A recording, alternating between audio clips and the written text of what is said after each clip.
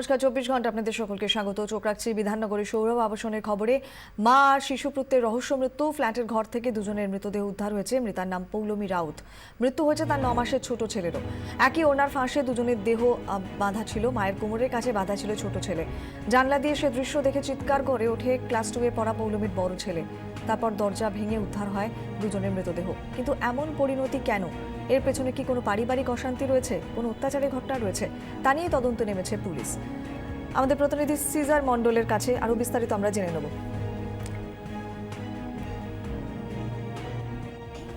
গলায় দড়ি দেওয়া অবস্থায়, মানে ওড়না লাগানো ছিল, ওড়নাটা ছেঁড়া অবস্থায় মাটিতে পড়ে রয়েছে। বাচ্চাটাও পড়ে রয়েছে, তার পাশেই মা পড়ে রয়েছে। না, ফাঁস সেরকম ভাবে আমি দেখিনি, ঠিক আছে, কিন্তু ফাঁসের দাগও আমার মনে হয় আমি দেখতে পাইনি, কিন্তু ভদ্রমহিলার গলার ফাঁসের একটা দাগ মনে হলো। হ্যাঁ হ্যাঁ, হাসি কথা বলি, কিন্তু আমাদের যেরকম সৌরভ আবাসনে সবার মধ্যে একটা মানে একটা এখানে একটা ক্লাব আছে, আমরা সেভাবে আমরা কোনোদিন ওকে পাইনি। না, আমি কি কোনোদিন শুনিনি ভাই, আমি কোনোদিন শুনিনি। আমি একদম 4 তলার ওই কোণে থাকিও আমি কি ওরা এটা ওনারশিপ ফ্ল্যাট, আমরা সবাই ওনার, কিন্তু এরা ভাড়া থাকতো এখানে। এখন অনেক ভাড়া এসেছে, তাও এক দেড় বছর তো হবেই। যদিও সল্টলেকে মেয়ের শ্বশুর বাড়িতে পৌঁছে কান্নায় ভেঙে পড়েছেন পৌলমীর বাবা সপ্তসিন্ধু সাহা। মেয়ের শ্বশুর বাড়ির বিরুদ্ধে খুনের অভিযোগ তুলেছেন তিনি।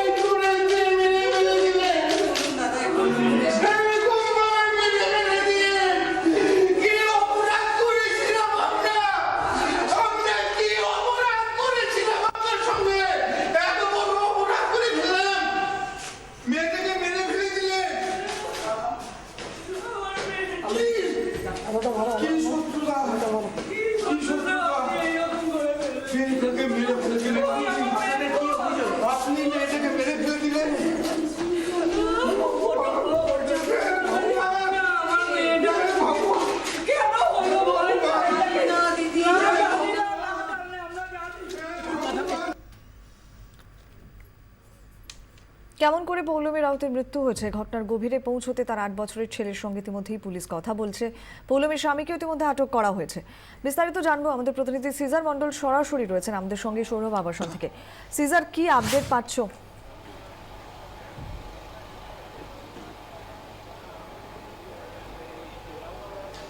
দেখো, আপডেট বলতে এখনো কিন্তু একটা জায়গায় তদন্তকারীরা মনে করছেন যে কোনো ধরনের পারিবারিক অশান্তির জেরেই কিন্তু পৌলমী এরকম একটা সিদ্ধান্ত নিয়েছেন, কিন্তু পারিবারিক অশান্তিটা কি বিষয় সেটা কিন্তু এখনো স্পষ্ট নয়। ইতিমধ্যেই পৌলমীর বাবা মাকে খবর দেওয়া হয়েছিল, তারা কালকে রাতেই এসছিলেন পৌলমীর বাড়িতে, অর্থাৎ সেই সৌরভ আবাসনের ফ্ল্যাটে তারা আসেন। সেখানে তারা সংবাদ মাধ্যমের সামনে অভিযোগ করেছিলেন, যে আমাদের সামনেই অভিযোগ করেছিলেন যে পৌলমীর ওপর মানসিক অত্যাচার হতো, কিন্তু সেটা কি বিষয় সেটা তারা যেমন বলেননি, তেমনি তারা কিন্তু থানায় এসে লিখিতভাবে কোনো অভিযোগ দায়ের করেননি।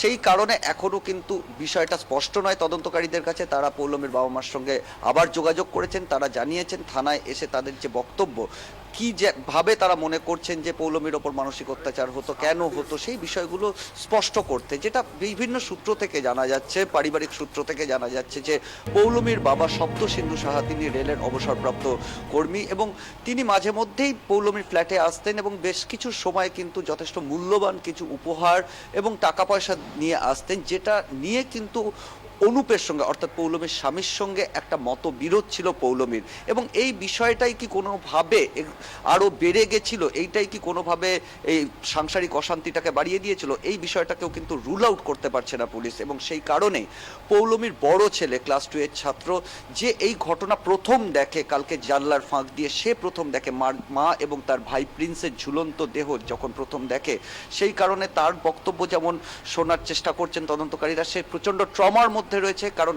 একটা ক্লাস 2 এ 8 বছরের শিশু, সে এইভাবে মা এবং ভাইকে ঝুলন্ত অবস্থায় দেখার পর তার মনের ওপর দিয়ে অনেকটাই ঝড় বয়ে গেছে।